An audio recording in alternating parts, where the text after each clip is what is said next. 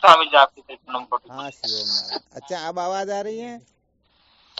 हाँ आ रही है स्वामी जी आवाज। क्लियर आ रही है ना आपको आवाज? शिवम महाराज नमो नमः। हाँ ठीक ठीक शिवोहम।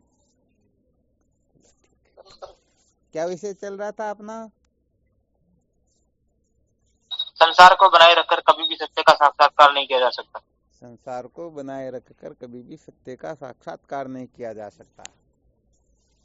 कल क्या सुनाया था इसमें?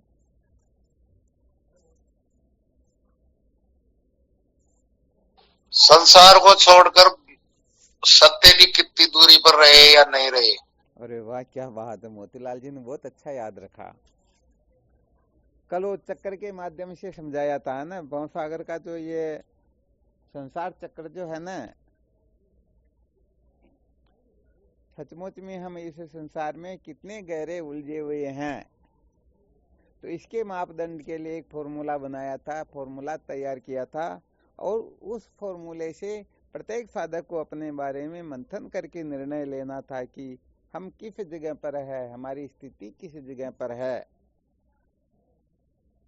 देखो यहाँ पर होता क्या है कि यदि हम सावधान न रहे, दृष्टांत के रूप में समझ सकते हैं, प्रातः काल ये पक्षी जो है ना, अपना दाना चुगने के लिए अपने घोंसले को छोड़ करके बहुत दूर दूर तक जाते हैं, परंतु उनको इस बात का अच्छी तरह से अनुभव होता है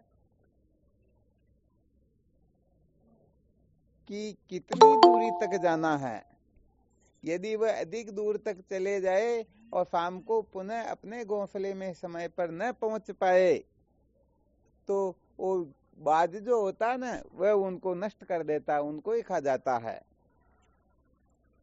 तो उतना दूर ही जाना चाहिए जितनी दूरी से हम वापस अपने घर पर पहुंच जाएं, अपने घोंसले में वापस आ जाएं, इतनी दूरी तक ही अपने को जाना चाहिए। आ गया समझ में? जी गुरुदेव। हाँ, ये थोड़ी विशेष बात होती है। समझो वह 3 बजे तक 4 बजे तक चलते ही जाए और फिर वापस अपने घोंसले की तरफ प्रस्थान करे, तो जो सुबह से लेकर के 4 बजे तक चलता रहा अपने घोंसले से दूर जाने के लिए, तो बताओ 4 बजे से सूर्यास्त तक अपने घोंसले में वापस पहुंच पाएगा क्या? नहीं पहुंच पाएगा। तो क्या होगा? अपन जिसको फकरा भी बोलते हैं और उसको दूसरे शब्दों में बाज भी बोलते हैं, तो वह बाज जो है उन पक्षियों को, उन चिड़ियाओं को ग्रस कर जाता है। तो वह चिड़िया इस बात में, इस रहस्य में अच्छी तरह से समझती हैं कि हमको घोंसले से इतना दूर ही जाना कि हम सूर्यास्त से पहले पहले अपने घोंसले में सुरक्षित पहुंच जाएं। तो ये संसार चक्र जो बताया गया है, इस चक्कर के चक्कर में इतना ही पढ़ना चाहिए कि हम इससे अच्छी तरह से पुनः निकल सके, अच्छी तरह से इस रहस्य को समझ सकें कि वापस कैसे निकला जाता है। अब ऐसे विचार करके देखा जाए तो अपने जीवन का यदि हम मूल्यांकन करके देखें, तो पूरा जीवन केवल और केवल मात्र भोजन, निद्रा, भोग, भय, ये 4 जो बताए गए हैं, इनमें ही पूरा का पूरा जीवन व्यतीत हो जाता है। आधा समय तो समझो अपना सोने में व्यतीत हो जाता है।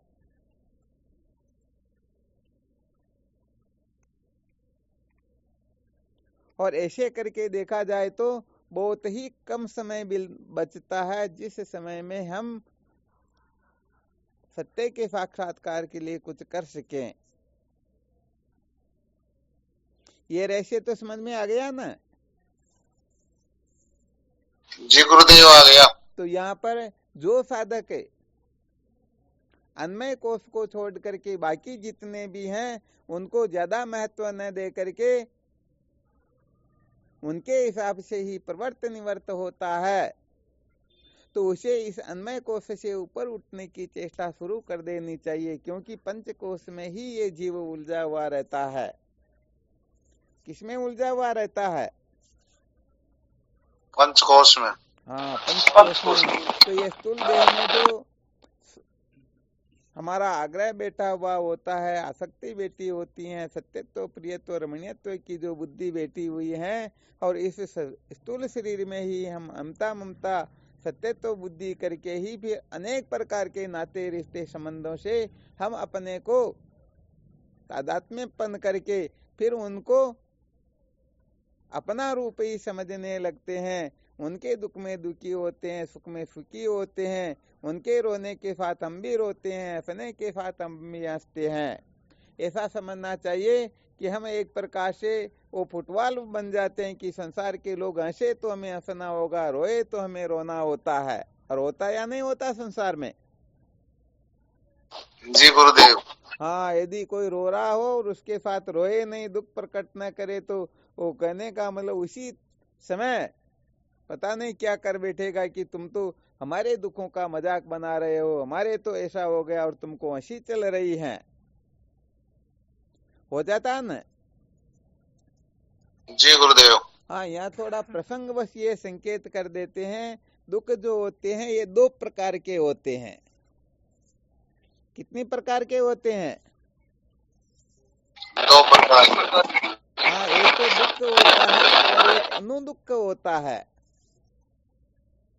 हाँ, होता क्या है कि बहुत सारे साधकों को संशय रहता है कि ज्ञानियों के भी दुख मिटते नहीं, फिर हम क्यों इस ओर प्रवृत्त हो। तो यहाँ थोड़ा संकेत कर देते हैं, ये आगे चल करके रहस्य समझ में आ जाएगा, कोई इस समय भी समझेगा तो बहुत सारे दुखों से तो वैसे ही छूट जाएगा। एक तो होता है दुख और एक होता है अनुदुख। अनु का मतलब तो सबके समझ में वैसे आ ही रहा होगा। अनु कहते हैं पीछे को। समझो जैसे एक तो अपने को दुख हो रहा हो और एक जो अपने दुख को देख करके दूसरा कोई दुखी हो रहा हो। समझो जैसे परिवार में कोई घूमने के लिए गया और छोटा मोटा कोई एक्सीडेंट हो गया, समझो चोरी हो गई, 2, 5, 10 हजार रुपए गुम हो गए, अथवा ऐसा कुछ हो गया, तो पैसे तो उनके गए, चोट तो उनको, दुख तो उनको हो रहा है, परंतु उनके दुख से जिनका जिनका उनमें अमत्व ममत्व है, जिनकी जिनकी जितनी जितनी जितने अंशों में आसक्ति अमता ममता होगी, उतने अंशों में निश्चित रूप से वह दुखी होगा ही होगा।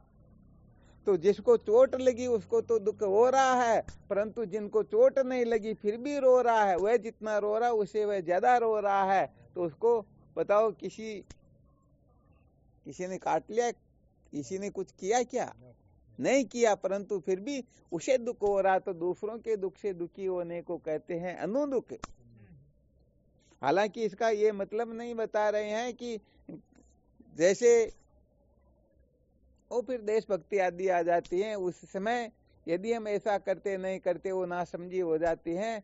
यहाँ पर अमता ममता करके, किसी में आसक्त होकर के, किसी के पीछे पागल होकर के, किसी को महत्व दे करके, ये संसार के नाते रिश्तों को महत्व दे करके फिर जो दुखी हुआ जाता है, इसको तो अनुदुख कहते ही कहते हैं। हालांकि सभी जगह अनुदुख ही होगा, फिर भी इस जगह पर तो उनकी उनमें आसक्ति अमता ममता इसीलिए तो रो रहे हैं। तो जो ज्ञानी होते हैं उनके दुख मिटे या न मिटे, अनुदुख तो मिट ही जाते हैं। क्या मिट जाते हैं? हाँ, अनुदुख मिट जाते हैं। और वैसे देखा जाए तो ये आगे की कक्षाओं में जाकर के समझ में आएगा कि सचमुच में दुख मिटता या नहीं मिटता। अरे दुख तो क्या मिटते, ये दुख जिसमें होता है उसके भी अत्यंता भाव का निश्चय हो जाता है, इसलिए ज्यादा चिंता करने की आवश्यकता नहीं होती है। ये ब्रह्म विद्या जो है जीव मात्र को वाटर प्रूफ घड़ी की तरह झंझट प्रूफ बना देती है। क्या बना देती है? जैसे वाटर प्रूफ घड़ी को किसमें डाल दें? पानी में डाल दो, 1 महीने के लिए अंदर ही रहने दो, बाहर निकालो तो वह चलती हुई रहेगी, बंद थोड़े हो जाएगी। यदि बंद हो जाए तो उसको वाटर प्रूफ कहेंगे क्या? तो ऐसे ही ब्रह्म विद्या जो है, हाँ, ये कहने का मतलब झंझट प्रूफ बना देती हैं। क्या बना देती हैं? झंझट प्रूफ। हाँ, झंझट प्रूफ बना देती हैं। तो जो जितने अंशों में झंझट प्रूफ हुआ समझो वह उतने ही अंशों में ज्ञानी हो गया। ध्यान देना अच्छी तरह से। अरे भाई हम जितने ग्रास हमने खा लिए उतने अंशों में उतनी भूख मिट गई ना। जैसे समझो कोई 25 ग्रास खाता है, 25 ग्रास से तृप्त होता है और 5 ग्रास ही खाए तो 5 ग्रास जितनी तो भूख मिट गई ना। समझ में जी आ रहा है? गुरुदेव। तो बस ऐसे ही जो जितना जितना ऊपर उठेगा, भगवान सुरेश्वराचार्य जी महाराज वार्तिक में क्या लिखते हैं, जितना जितना संसार का त्याग करेंगे उतना उतना प्रत्यगात्मा का अनुभव हो जाएगा। तो भाई बात यही है कि यहाँ पर हम जितना जितना अन्मयादि पंचकोशों का मिथ्यात्व निश्चय करेंगे, इनसे ऊपर उठेंगे, समझो हम उतना उतना बोधवान हो जाएंगे। और यदि न उठ करके और देह के संबंधियों को संबंधियों के संबंधियों को संबंधियों के संबंधियों के संबंधियों के चक्कर में पड़ रहे हैं तो समझो अभी तक तो हम बहुत दूर जा रहे हैं, बहुत ज्यादा भटक रहे हैं। अभी तक हम सचमुच में साधक की कक्षा में है ही, साधक की कक्षा यहाँ पर सचमुच में है ही नहीं। आ गया समझ में? जी गुरुदेव। हाँ, तो यहाँ पर इन सूत्रों का भी थोड़ा विचार किया करो, क्योंकि सत्य कहे तो हम संसार को लेकर के पता नहीं क्या क्या हुआ पो करते रहते हैं, फिर अपने जीवन को बर्बाद करके अंत में रोने पछताने के सिवाय कुछ भी हासिल कर सकते ही नहीं। तो भाई यहाँ पर तो सत्य कहा जाए तो साधक में और संसारी में यही अंतर होता है। जो संसार को महत्व दे वह संसारी होता है और जो संसार को महत्व न दे वही साधक होता है। तो अपने को अच्छी तरह से देख लेना चाहिए कि हम सचमुच में संसार को कितना महत्व दे रहे हैं, क्या कर रहे हैं, संसार को कितना महत्व दे रहे हैं, कितना महत्व दे रहे हैं। तो होता क्या है कि ज्यादा समझ में न भी आए तो भी हम प्रतिदिन जो जो निश्चय करके चल रहे हैं कि हमें इतना इतना साधन वजन स्वाध्याय विचार संतों का संगत्वा कुछ न कुछ जो करना निश्चय कर रखा है उसमें गड़बड़ घोटाला न करे तो भी समझो बहुत अच्छी बात है। और यदि उसमें कुछ गड़बड़ घोटाला कर रहे हैं तो समझो हम सचमुच में उच्छृंखल हो रहे हैं, हम संसार की ओर जा रहे हैं, धीरे धीरे सत्संग से कहने का मतलब किनारा कर रहे हैं। यदि ऐसा करेंगे तो एक समय ऐसा आएगा कि हम पूर्ण रूप से संसारी हो जाएंगे, पहले जैसे थे ना वैसे हो जाएंगे। तो यहाँ पर संसार का कोई काम बिगड़ जाए तो पता नहीं हम कितना दुख मनाते हैं, परंतु सत्संग के छूटने से, साधन भजन के छूटने से हम अपने आप को इतना दुखी अनुभव करते हैं या नहीं करते हैं। तो भाई देखो यहाँ पर तो अच्छी तरह से फिर विचार करना होता है, मंथन करना होता है कि हम सचमुच में संसार की ओर जा रहे हैं या परमात्मा की ओर जा रहे हैं। तो जो अच्छी तरह से निर्णय लेने में सफल हो जाएगा वह सचमुच में साधक होगा, और जो निर्णय नहीं ले पाएगा बल्कि ये करना या वो करना इसके चक्कर में पड़ा रहेगा तो वह पता नहीं किस तरफ भी जा सकता है, वो संसार की तरफ भी जा सकता है और उसकी तरफ भी।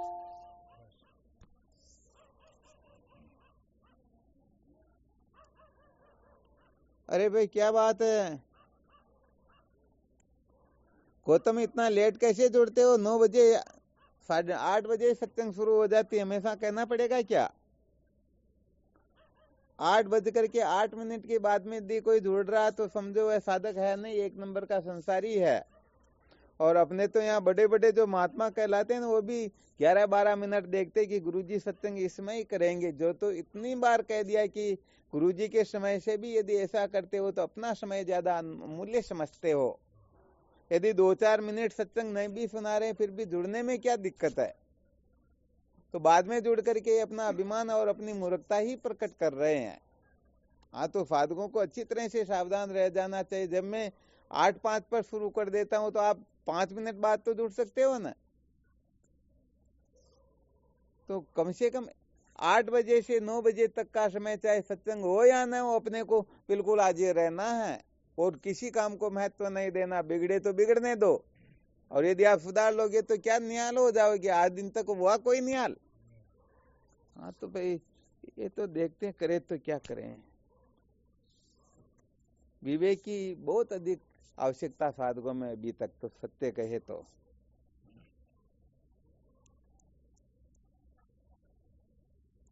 वैसे देखा जाए तो सच्चा साधक तो वह होता ना, जैसे स्कूल के अंतर्गत टीचर तो आ जाए और बच्चे फिर आराम से खेलते हुए आ रहे, ऐसा थोड़े होता। बच्चे सारे उपस्थित रहे और फिर टीचर आए। अब ये तो आते हैं एक एक करके, अब मेरे को तो सबके साथ हर बार ही बोलना पड़ता। कोई अभी जुड़ गए, कोई 5 मिनट, कोई 10 मिनट बाद में जुड़ रहा। तो फिर मैंने भी सोचा भाई जब चालू करेंगे तभी सभी से हरिओम करेंगे, तब तक जुड़ने दो इनको। अब एक साथ जुड़ जाए तो अच्छा रहता है ना, फिर टाइम अलग से लगाए तो अच्छी बात नहीं है। अपनी मर्यादा को समझना चाहिए। 8:08 तो 9 भी नहीं होना चाहिए। हाँ कोई ऐसी परिस्थिति है, कोई विशेष, जैसे कोई ड्यूटी या कोई विशेष कर्तव्य है तो भले बात अलग है, इसमें पराधीनता हो तो वो बात अलग है। स्वतंत्र होकर के गड़बड़ करे ये ठीक नहीं है। ये कुल मिला करके फिर दोष के भागी होते हैं। तो अपना क्या विषय चल रहा था, कुल मिलाकर के अच्छी तरह से निश्चय करना कि मैं साधक हूं या संसारी हूं। हाँ यदि सचमुच में आप साधक हो तो आपको सचमुच में साधुवाद है, और यदि सचमुच में साधक नहीं हो तो आपके ऊपर सच कहे तो दया आती है, आप दया के पात्र हो।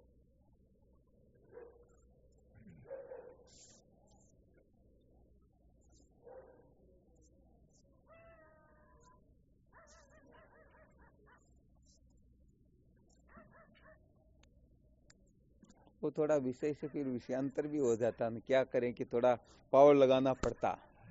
एक तो बिल्कुल ठीक ढंग से चल रहे हैं और कोई ऐसी घटना घटित हो जाए, समझो सामने सर्प आ गया, तो देखते दौड़ना पड़ता ना, तो फिर वो श्वास चढ़ना, पता नहीं बहुत सारे झगड़े झमेले होते ही होते। तो अब यहाँ पावर भी लगाना पड़ता, गुस्सा भी करना पड़ता, पता नहीं क्या क्या होता। तो फिर विषय से थोड़ा इधर उधर, तो ये तो साधकों की गलती, भाई हमारी तो गलती है नहीं। एक बार क्या कहे, हर बार कहना पड़ता है इनको। मोहनानंद जी महाराज आपसे गलती नहीं होनी चाहिए, ध्यान रखना आज के बाद। और फिर हरिओम करते हुए रुकते भी नहीं, पता नहीं कि चलो गुरुदेव ने सुन लिया होगा, परंतु 2, 3, 4, 5 बार नहीं बोलेंगे तब तक बोलते रहेंगे, ऐसा थोड़ी होता क्या। मैं हो सकता कोई अर्जेंट किसी काम में, अभी तो रास्ते में चल रहे थे, यहाँ पहुंच करके तुरंत गाड़ी से ही चालू कर दिया, ऐसी स्थिति थी। तो मैं न बोलूं तो अपने आपको बोलना, क्यों मैं सुन रहा हूं, आप चिंता क्यों करते हो, तो मैं बोलूंगा तभी काम हुआ क्या। हाँ साधकों को सदा अपना कर्तव्य पालन पूरा करना, ये अच्छी तरह से ध्यान रखना। अपनी मर्यादा, अपने को प्रणाम करना और फिर चुप हो जाना, क्योंकि मैं सुन रहा हूँ किसी चालू में ही तो कर रहा हूँ, कोई दूसरे थोड़े कर रहे, परंतु किसी कार्य में लग रहे, कभी भोजन भी करना होता, स्थितियां तो अलग अलग होती हैं। चलो तो क्या विषय चल रहा था अपना,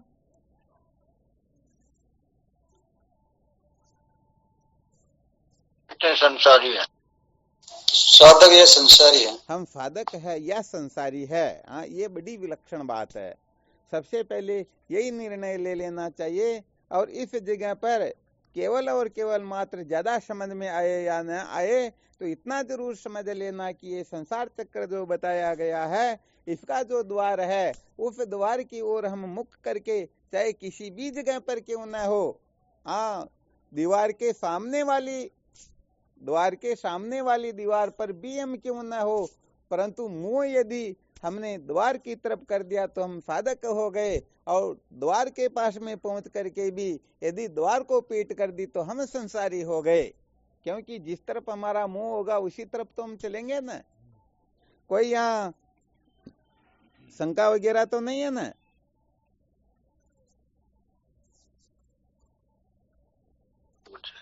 नहीं गुरुदेव, जिस तरफ मुंह होगा उस तरफ ही चलेंगे। हाँ ये पक्का बात, इसलिए कहते हैं कि वो अंश मात्र अग्नि भी जो होती है ना, वो भी पूरे संसार को जलाने की क्षमता रखती है। तो अंश मात्र भी अज्ञान शेष है तो वह भी अपने को पूरा का पूरा संसारी बनाने की सामर्थ्य रखता है।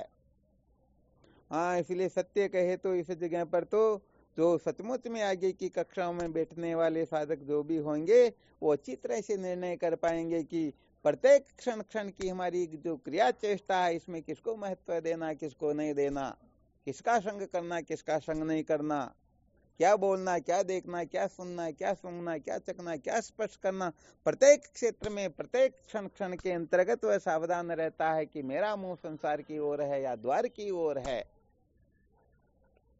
तो वैसे इन पंचकोशों को महत्व देना, नाम रूपात्मक प्रपंच को महत्व देना, यही संसार की ओर मुख करना होता है। तो भाई इसमें ज्यादा समझाने की आवश्यकता ही नहीं है साधकों को। ये कुल मिलाकर के सुन करके इनको याद करके सुनाने की चेष्टा बिल्कुल नहीं करनी है, बल्कि सुनकर को इसको हृदय में धारण कर लेना है और सचमुच में वह मूर्ति ही आदरणीय होगी, वही पूजनीय होगी और वही अविद्या के बंधन से मुक्त होगी। हाँ, आप लोगों ने सुना होगा शायद 3 मूर्तियां ऐसी थी जिसमें कोई अंतर नहीं बता सकता है। हर प्रकार से निरीक्षण परीक्षण समीक्षण करके देख लो, परंतु वो वजन में देखो तो आकृति में देखो, लंबाई चौड़ाई में देखो, रंग रूप में देखो, किसी भी प्रकार से देखो, वो जो की त्यों थी तीनों ही। परंतु एक का मूल्य जो था वो 100 रुपए था, एक का मूल्य 1000 रुपए था और एक का मूल्य 10,000 रुपए था। अब दिख एक जैसी की जैसी रही। तो फिर उसमें जो बहुत बड़ा जो बुद्धिमान था उसने उस निर्णय को, उस पहेली को खोल करके बताया, देखो इनका जो मूल्य है क्यों है, क्योंकि एक मूर्ति ऐसी थी जो कान में इस तरफ से कंकड़ डालो तो वह इस कान से होके निकल जाएगा, वह मूर्ति केवल मात्र 100 रुपए की। दूसरी जो मूर्ति थी कान में कंकड़ डालो तो वह कहने का मतलब मुंह से होकर के निकल जाता था। और तीसरी जो मूर्ति थी उनके कान में कंकड़ डालो तो वह नाभि में चला जाता था। तो कहने का मतलब जो इधर से सुनते हैं उधर निकाल देते हैं, उनका केवल माजना 100 रुपए जितना ही है, वो ज्यादा मूल्यवान नहीं है, क्योंकि कोई मतलब ही नहीं है। और इससे थोड़ा ये ऊंची कक्षा के होते हैं, ये सुन करके इधर सुना इधर निकाल दिया, ऐसा नहीं, याद तो इन्होंने रखा परंतु सुन करके लोगों को सुनाने लग गए। हाँ, ये भी संसारियों के लक्षण ही होते हैं, क्योंकि पहले शायद बहुत समय पहले इसका खूब चिंतन मनन करवाया था। किसी को याद हो तो बताओ, देखिए 4 प्रकार की कक्षाएं बताई गई थी।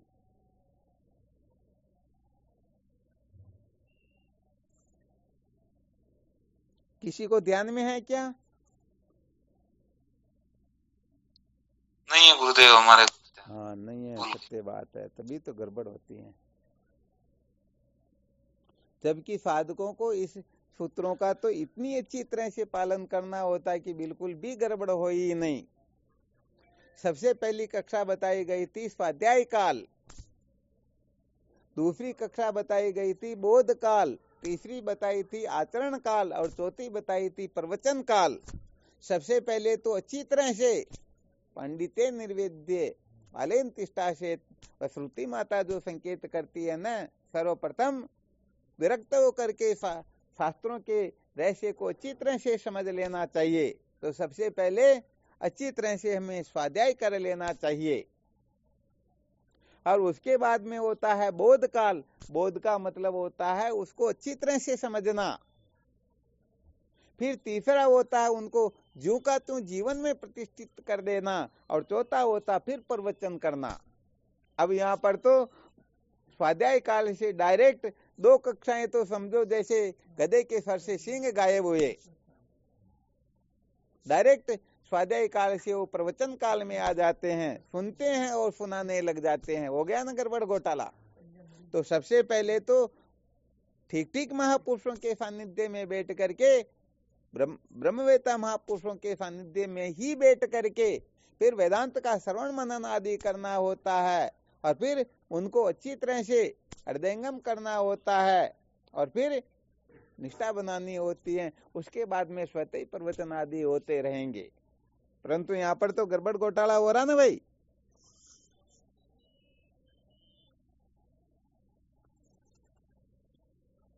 तो देखो यहाँ पर बताया गया है, जो इधर से सुन करके मुंह से निकाल देते हैं तो वो इतने सस्ते नहीं, हालांकि वो भी बड़े शूरवीर है। हो सकता है उनसे किसी और किसी का कल्याण हो जाए। जैसे कहते हैं ना, करने बिनु कथने कथे, ज्ञानी दिन रात, कुकर ज्यों भूकत फिरे सुनी सुनाई बात। तो उनका यहाँ पर कहने का मतलब थोड़ा उनका दोषों का दिग्दर्शन कराया था कि ऐसे व्यक्ति जो इधर से सुनते उधर सुनाते तो कुत्ते की तरह इनका कोई औचित्य नहीं, परंतु फिर भी इस मूर्ति को 1000 रुपए की बताई, इसका मतलब मूल्यवान तो है ना। तो क्या होता है कि जैसे कुत्ता होता है ना, वो भले चोर डाकुओं को खुद नहीं भगा सकता, परंतु वह भौंक कर को जगा सकता है ना। अरे कुत्ते भौंक रहे भाई, देखो उठ करके क्या गड़बड़ घोटाला, तो चलो काम तो किया ना इसने। तो ऐसे ही कोई सुन करके सुना रहा तो हो सकता है किसी न किसी साधक का जीवन तो धन्य हो सकता है, वह सत्संग की ओर लग सकता है, और आगे चल करके महापुरुषों के सानिध्य से जब वह विचार करेगा तो वह भी इस विद्या बंधन से मुक्त हो जाएगा। परंतु खुद तो रीते ही रह गया ना, इसलिए वो भी 1000 रुपए की मूर्ति है, परंतु कान से सुना और हृदय में चला गया शब्द, और फिर वो पक करके ही, जैसे सुखदेव मुनि, हाँ भगवान शंकर ने बाहर धोना लगा दिया, देखता हूँ बाहर निकलते टुकड़े टुकड़े करूंगा, परंतु 12 वर्ष तक बाहर ही नहीं निकले। फिर भगवान शंकर ने कह दिया अब तो मेरे में भी सामर्थ्य नहीं कि मैं तुम्हारा वध कर सकूं, मैं तुम्हारे को मार सकूं। हाँ, तो कुल मिलाकर के साधकों को इस जगह पर अच्छी तरह से निश्चय करना चाहिए। हाँ, ये ब्रह्म विद्या मौज मस्ती मनोरंजन के लिए नहीं होती है, ये ब्रह्म विद्या तो केवल और केवल मात्र विद्या के बंधन से मुक्त होने के लिए है। इसलिए अच्छी तरह से सावधान रहना चाहिए। यदि समझदारी से नहीं रहेंगे तो ये ना समझी अपने को मिट्टी में मिलाने में देर नहीं करेगी। तो चलो ठीक है, हाँ इनका ध्यान रखना भाई, ये सूत्रों का, ये सूत्र कहने का मतलब ऐसा नहीं कि किसी और के लिए सुना रहे हैं, ये प्रत्येक साधक के कल्याण के लिए ही है, और इनको ही ध्यान में रखेंगे तभी सचमुच में काम होने वाला है। क्योंकि ये भी एक प्रकार की बहिर्मुखता होती है। क्या होती है? हाँ, सत्य बात, यदि हम अच्छी तरह से समझ करके निष्ठा बना करके नहीं सुना रहे हैं तो हम संसार को ही तो महत्व दे रहे हैं, परमात्मा की ओर थोड़े जा रहे हैं। तो ठीक इसका मतलब ये भी नहीं सुनाना चाहिए।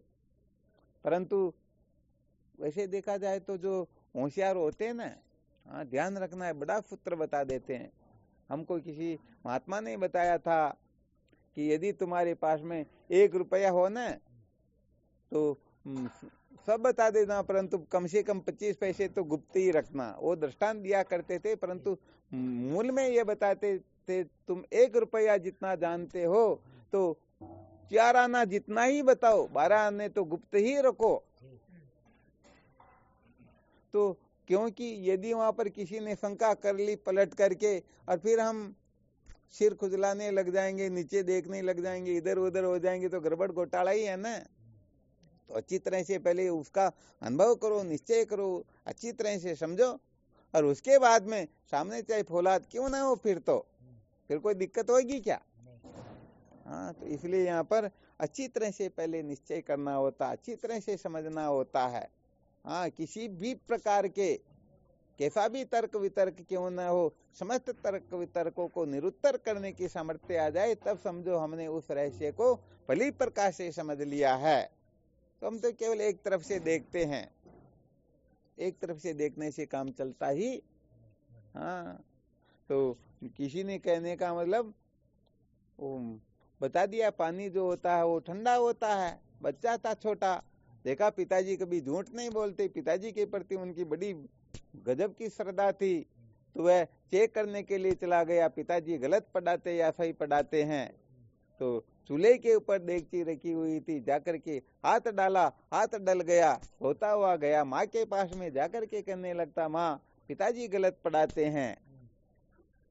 तो फिर माँ ने समझाया बेटे पिताजी गलत नहीं पढ़ाते, परंतु तुमने जिस पानी का अवलोकन किया वह पानी हाँ अग्नि के संसर्ग में था। आ गया समझ में? हाँ, तो किसी भी रहस्य को समझना हो तो किस समय किस प्रकार से कैसे समझना होता है। न ग्रहणाति वचय पतिम काम क्रोधादि पीड़ित हितम न रोचते तसे मुमुसोरिव भेषजम। काम क्रोध लोभ के जो वशीभूत हो जाते हैं उनको हितकारी वचन प्रिय लगते ही नहीं। जैसे मरणासन व्यक्ति को औषधि अच्छी नहीं लगती है, भोजन अच्छा नहीं लगता है, वैसे ही उनको भी अच्छा नहीं लगता। तो हम कहने का मतलब पता नहीं किन किन को क्या क्या कर देते हैं, तो और अपन भी क्या क्या कर लेते हैं, बड़ा गड़बड़ घोटाला हो जाता है।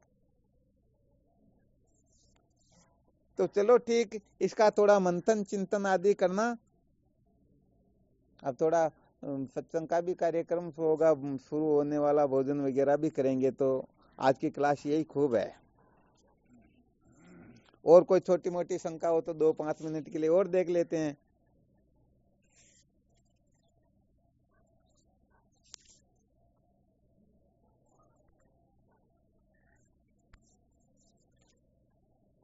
कोई शंका नहीं गुरुदेव, बिल्कुल सत्य है। हाँ, तो बस कुल मिलाकर के निश्चय करके देख लेना कि हमारा मुंह द्वार की तरफ है या दीवार की तरफ है। द्वार से यदि अपनी दृष्टि हटी हुई है तो समझ लेना हम सचमुच में संसारी हैं, हम सचमुच में पतन की ओर जा रहे हैं, हम अपने लिए बंधन तैयार कर रहे हैं।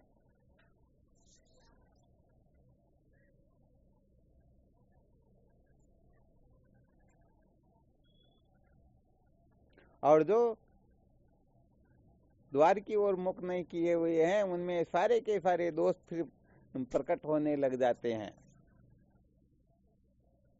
जो भी शास्त्रों में वर्णन किए जाते हैं वो सारे के सारे फिर प्रकट होने लग जाते हैं।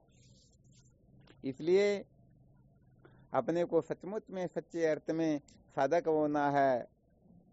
अनेक प्रकार का जो नाम रूप कुल गोत्र वर्ण आश्रम का कोई अभिमान हो, पद प्रतिष्ठा का अभिमान हो, पता नहीं किस किस का जो अभिमान होता है ना, हाँ, इसलिए सारे के सारे अभिमानों को त्याग करके, सारी की सारी मान्यताओं का त्याग करके, कल्पनाओं का त्याग करके अपने को सचमुच में साधक होना है।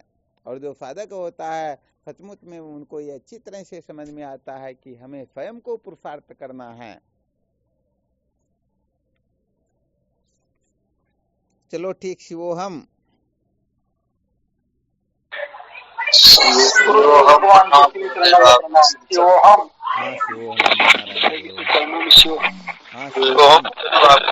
शिवोहम। बार बार प्रणाम, कोटि कोटि वंदन आपके श्री चरणों में। शिवोहम। स्वामी जी के चरणों में साष्टांग प्रणाम। शिवोहम।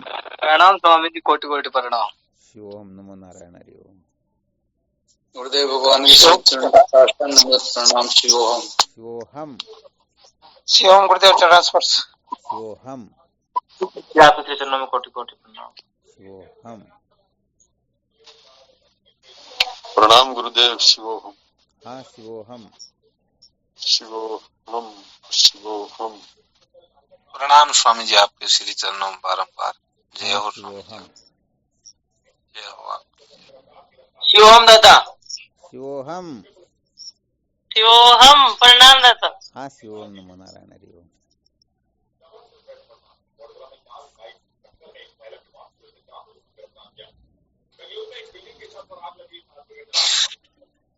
कोटि कोटि प्रणाम स्वामी जी, आपके चरणों में।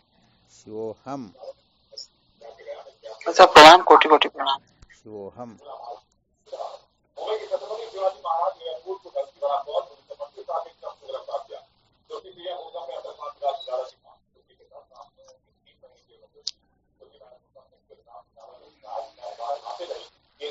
हीरालाल जी महाराज साथ में रेडियो भी सुन दिया होगे।